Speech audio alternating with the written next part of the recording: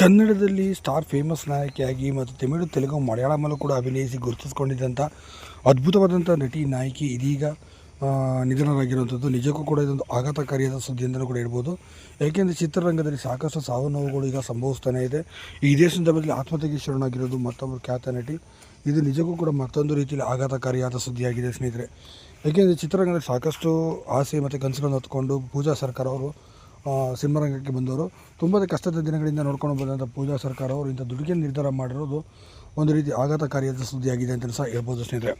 ಹೌದು, ಪೂಜಾ ಸರ್ಕಾರ ಅವರು ತುಂಬಾ ಒಳ್ಳೊಳ್ಳೆ ಸಿನಿಮಾಗಳು, ಧಾರಾವಾಹಿಗಳೆಲ್ಲ ಮಾಡ್ತಿದ್ರು. ಇವರು ಅಭಿನಯ ಮಾಡ್ತಿದ್ದ ಸಾಕಷ್ಟು ಸಿನಿಮಾಗಳು ಕೂಡ ಕನ್ನಡದಲ್ಲೂ ಕೂಡ ಡಬ್ ಆಗಿದೆ. ಇನ್ನು ಕನ್ನಡದಲ್ಲೂ ಕೂಡ ಸಾಕಷ್ಟು ನಟ ನಟಿಯರ ಮೆಚ್ಚು ಅಂತ ಹೇಳ್ಬೋದು. ಇನ್ನು ಪೂಜಾ ಸರ್ಕಾರ ಅವರು ನೋಡೋಕೆ ಕೂಡ ತುಂಬಾ ಮುದ್ದಾಗಿದ್ದಂಥವ್ರು. ಮೂಲತಃ ಸೀರಿಯಲಿಂದ ಬಂದಂಥ ಇವರು ಬಾಲಿವುಡ್ ಸೀರಿಯಲ್ನಲ್ಲಿ ಪ್ರಮುಖವಾದ ಪಾತ್ರವನ್ನು, IPS ಪಾತ್ರವನ್ನು ಕೂಡ ಇವರು ನಿರ್ವಹಿಸಿದರು.